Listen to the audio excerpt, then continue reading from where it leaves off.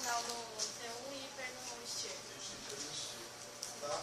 Vou tomar cuidado com isso aí, para não ter a parte de imagem não ficou legal. Ficou muito enxutinho, tá bom?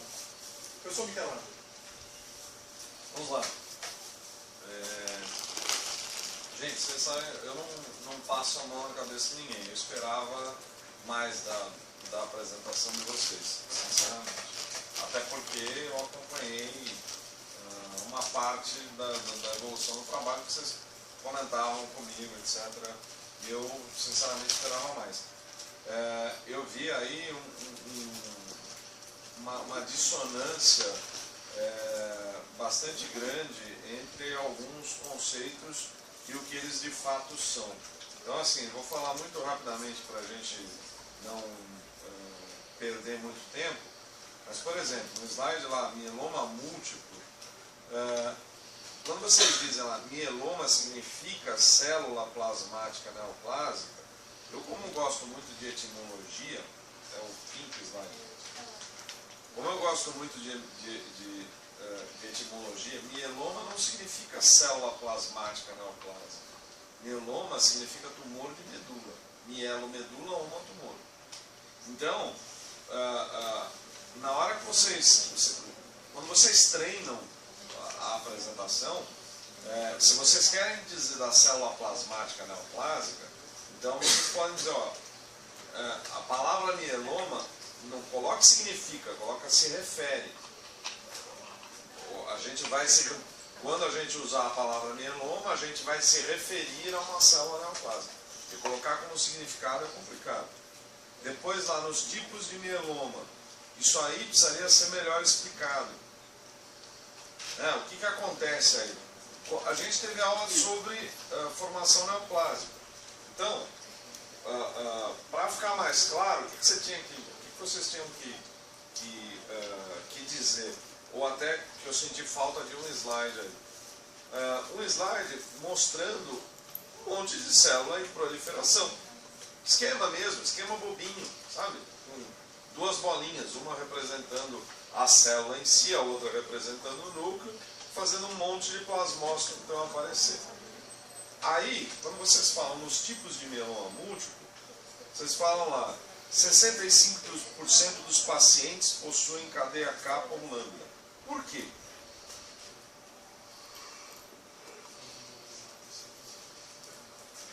Por quê? E aí depois, IgA possuem kappa ou lambda, IgM, IgD e IgE são mais raros. O que tem a ver cadeia kappa e cadeia lambda nessa história?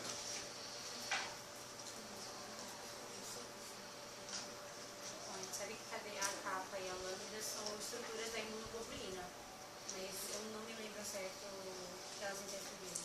Então, aí o que acontece? Quando você faz proliferação de clones, então de unidades, não vamos nem falar de clones, mas quando você faz proliferação de unidades de plasmócitos, ou de linfócito B, mas em específico de plasmócito, você vai proliferar, você vai fazer proliferar uma célula, e aquilo que está na célula prolifera junto, certo? Entre aspas. Mas o que está proliferando?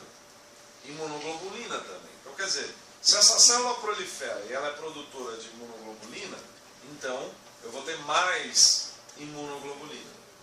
As imunoglobulinas mais comuns nessa proliferação celular são IgG, principalmente, e IgA.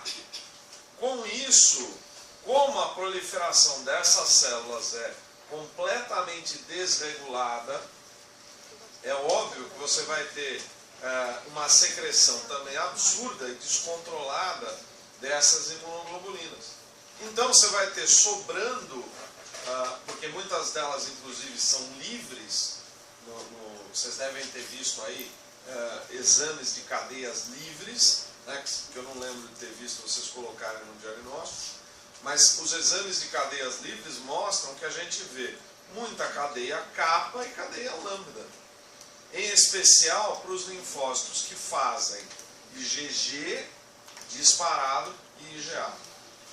era esse o esclarecimento que vocês tinham que dar. Entenderam? Depois, aí vocês trocaram. Eu já vou terminar. Aqui são algumas coisas que são importantes que eu não posso deixar de falar. E vocês disseram assim, lá no, o que acontece com o plasmócito? Aí vocês dizem assim, ó, na verdade, eu anotei e coloquei entre aspas, palavras de vocês.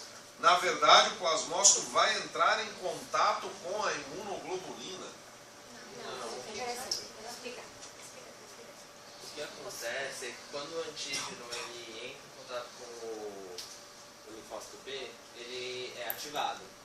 Ele sendo ativado, pode acontecer no centro genômico uma hipermutação que vai mandar uma resposta para uma mudança de classe. Sim. Quando há essa mudança de classe, se não for encaminhado para a apoptose pelo erro genético, Sim. ele continua, forma a célula B e quando entrar em contato com a IL, interleucina 6, forma o plasmócito. Sim. Daí já vai ser o plasmócito que vai secretar as imunoglobulinas com monoclonais. Então, até a parte depois da hipermutação, tudo bem, foi isso que foi dito. Mas depois, a conclusão do slide, isso foi o que vocês disseram. Né? Na verdade, o plasmócito vai entrar em contato com a imunoglobulina. Então, o plasmócito não vai entrar em contato com a imunoglobulina. Depois tem alguns erros lá, um pouquinho mais para frente.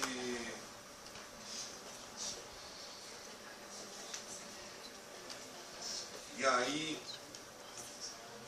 bom, enfim, tem algumas outras coisas aqui. Vocês disseram no hemograma a constatação das células que analisamos, porque não falaram em massa. Depois, a eletroforese, outra coisa que vocês tinham que ter explorado melhor, era a eletroforese de proteínas. A eletroforese de proteínas é fundamental para você suspeitar do mieloma, exatamente pela elevação da fração gama. Então, e ali, quando vocês colocam como princípio da coisa sintomas clínicos, gente, sintoma, tem algum sintoma assim que não é clínico?